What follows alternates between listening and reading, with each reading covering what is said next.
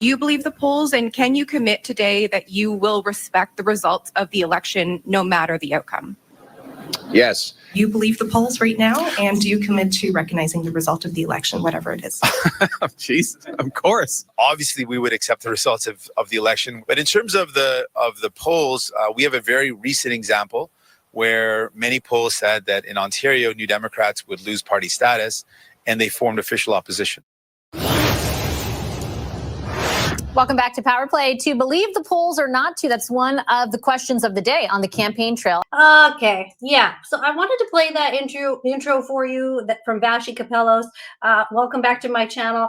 I did a video on polls called Poll Troll, where I said I never take polls that seriously because the sample size is so small to me. They will do, like Angus Reid will do a poll.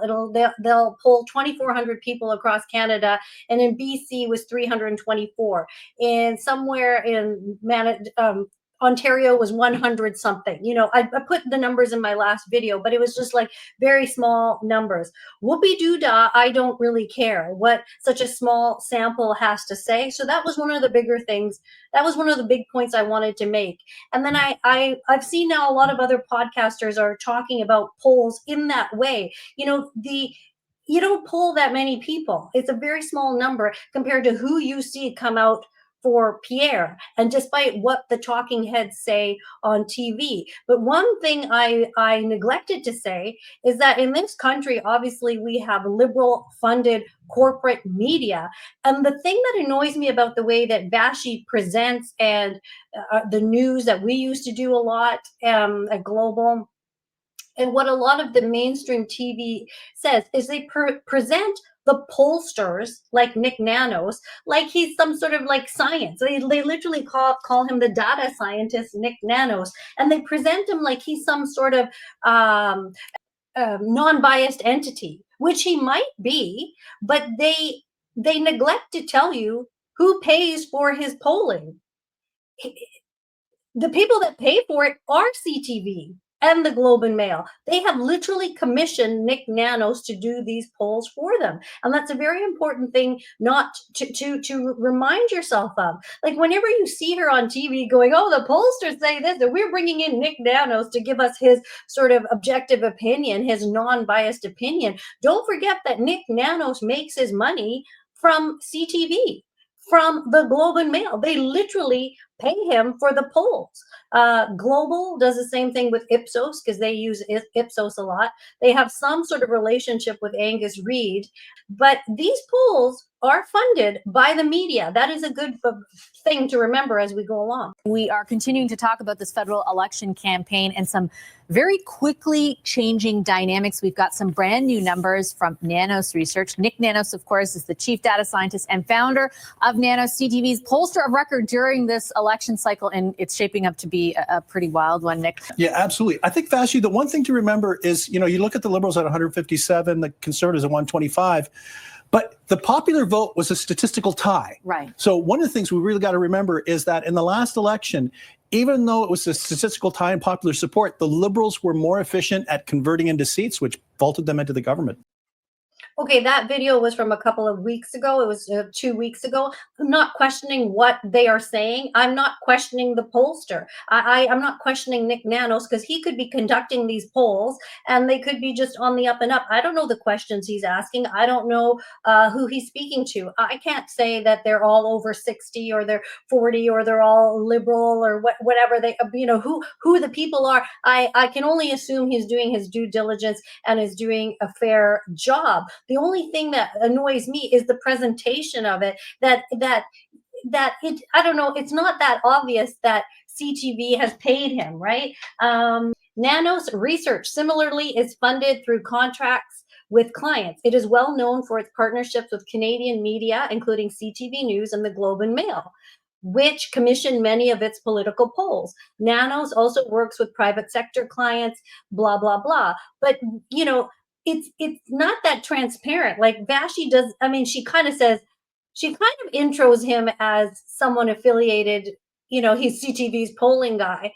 But So do many of us assume that he's getting paid by them? I don't think that we think about it. So it's not like a lie by omission. It's just skirting over a detail that has a lot of relevance. Okay, equally Ipsos. Global always uses Ipsos. For Ipsos, funding often comes from media organizations like Global News, which has partnered with Ipsos for election polling, or other clients such as businesses and government bodies seeking public opinion data. I have no problem with them hiring the companies, hiring Ipsos to conduct the polls, but just don't present it as some sort of neutral thing. You're the company that's paid, that has contracted the pollsters to conduct a poll for you.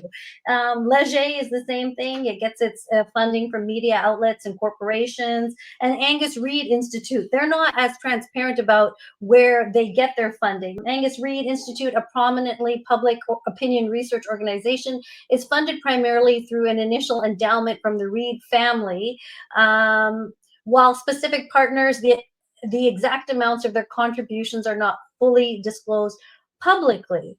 So I don't know who's really paying for Angus Reid, but I can tell you they have a relationship with the media. And over at Global in Burnaby, when we had the BC provincial debate with David Eby and Sonia Furstenau and John Rustad and all that, Sachi Curl was the host. Now, she was a former broadcaster, but there's obviously some sort of relationship there. She's hired for something, but I don't know the exact breakdown.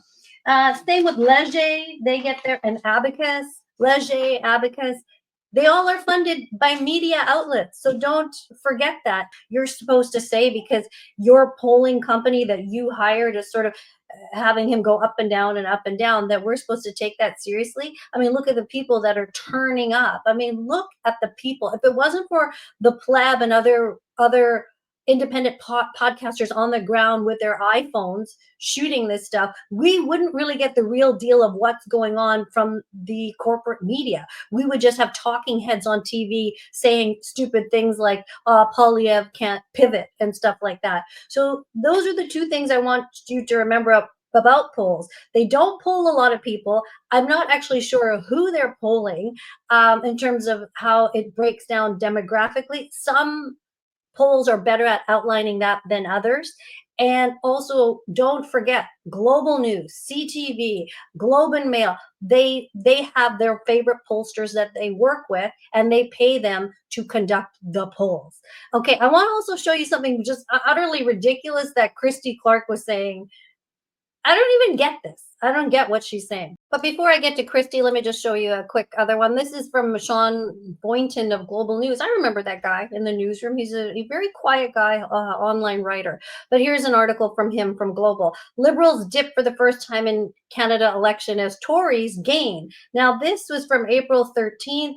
One thing I want to say is I don't even know this guy's name. The green guy?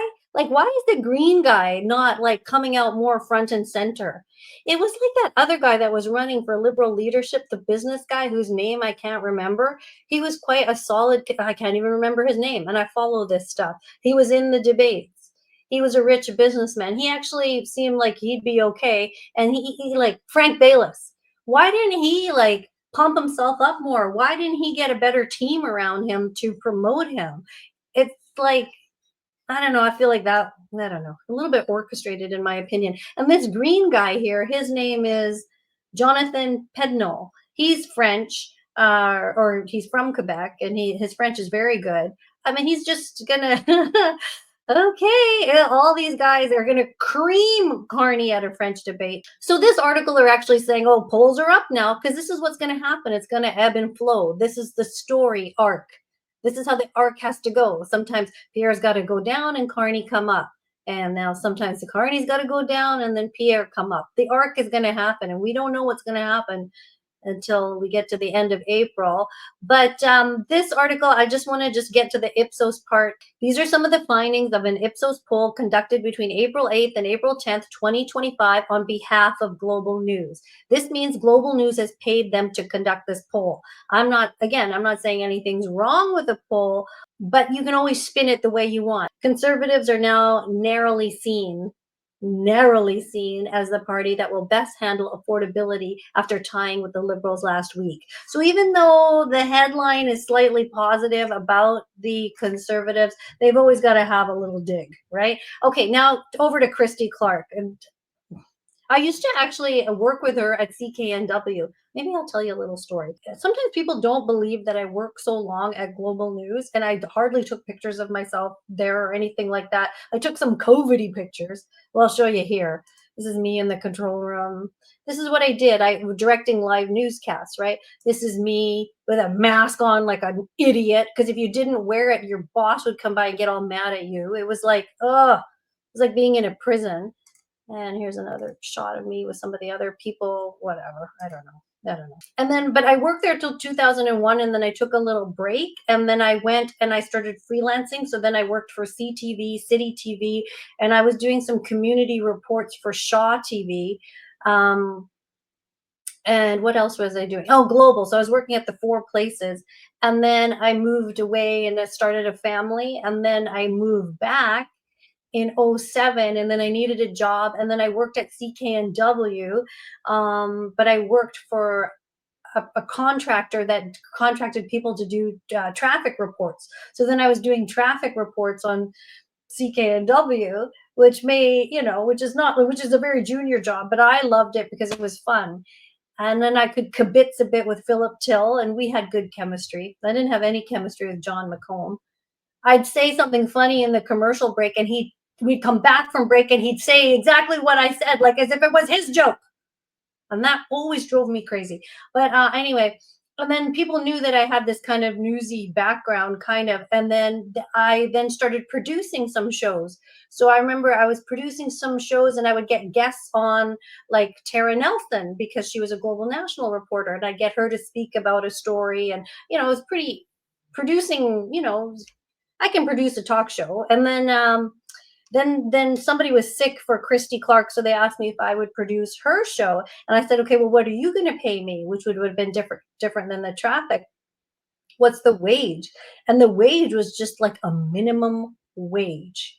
Like CKNW paid their morning show host an incredible amount of money, and then hired all these little junior baby producers.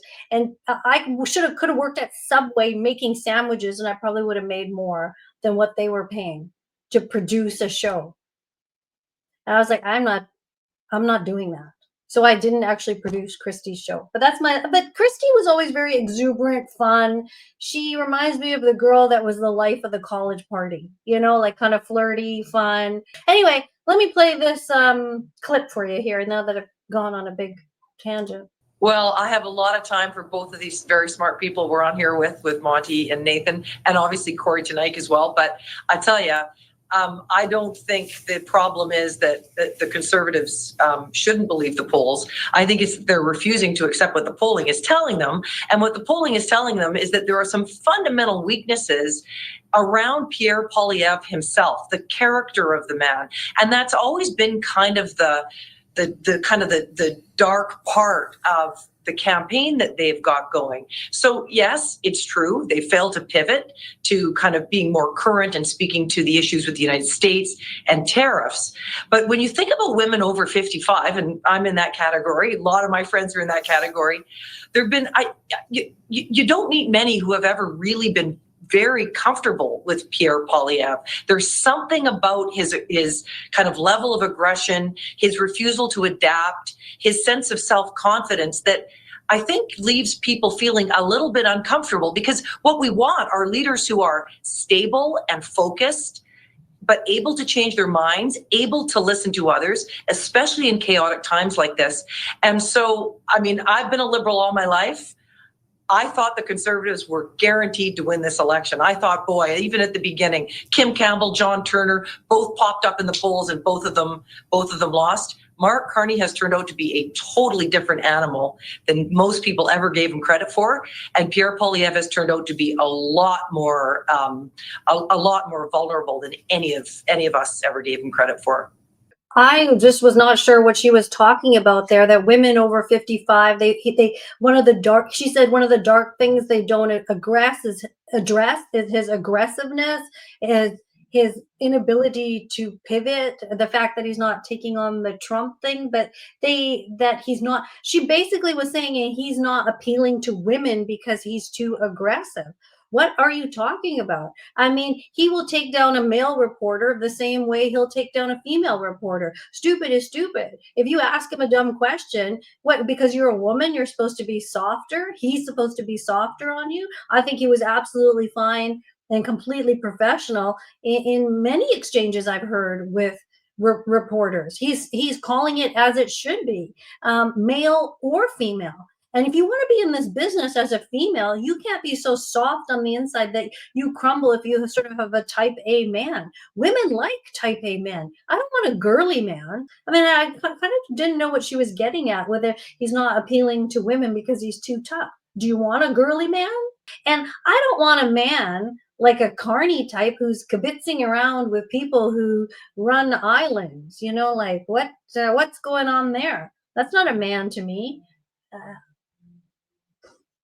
I don't like that stuff. Whatever's going on there, I don't know. Okay, that's my video for today. And don't forget that these polling companies, LATTE, Abacus, Ipsos, Nanos, they all are contracted by the media organizations and paid. These are paid polls. So it doesn't mean that their polling is skewed or anything. I'm not saying that. I'm not accusing them of that. But just remember who they work for. Like if I own a beer company and I make lager and I contract a company to do a survey for me, and they say, oh, 75% of people in the winter prefer pale ale, but in the summertime, 75% of people prefer lager. Then I would, if I was doing my marketing, would take that stat and pump that up. I'd be like, hey, in the summertime, the majority of people prefer a refreshing lager, try, Anita's brand or whatever, you commission for the information and then pull from that what you need to for your benefit. So the media is kind of doing the same thing in a way. They kind of slant, angle, spin for their benefit as things go up and down. As things go up and down, they have to report the truth, but they're always going to spin it, and the pollsters work for them. Okay. I'm going to leave you now. I want to say 2 kids came to my door. They were door knocking and canvassing for the Conservative Party. When I opened the door, I was like, hey, and I chatted with them for like a minute. And then I said, look, I'm a podcaster. Can I record you? So then I grabbed my phone and I recorded them. I didn't know what I was going to say, and neither did they, and they went for it. They were like up for it, and they were totally down, and they were great. I got a lot of response on X, but I also did hear from people who thought that I had staged that. I don't stage anything. Everything I do is authentic and true. I'm not a stager. And then I had some other comments of people saying stupid stuff like, oh, these, like people saying racist stuff and stuff like that. I'm like, I'm dealing with racism in 2025. I already dealt with it once in the 70s and 80s. It's making a comeback. But all of the wonderful, positive comments, those do not go unnoticed, because those boys, people are really proud of those boys, as was I. So if you want to watch that video, I'll link it up there. And if you want to watch the polling video I did previously, I'll put it down there. And thank you for watching this video. If you like my channel, please subscribe and like the video. That helps to get it out to more people. And it helps me grow, and it helps me to make more. Okay? Thank you so much. I'll be transparent about that. It helps me make more. Okay. Thank you so much. And I'll catch you in the next video.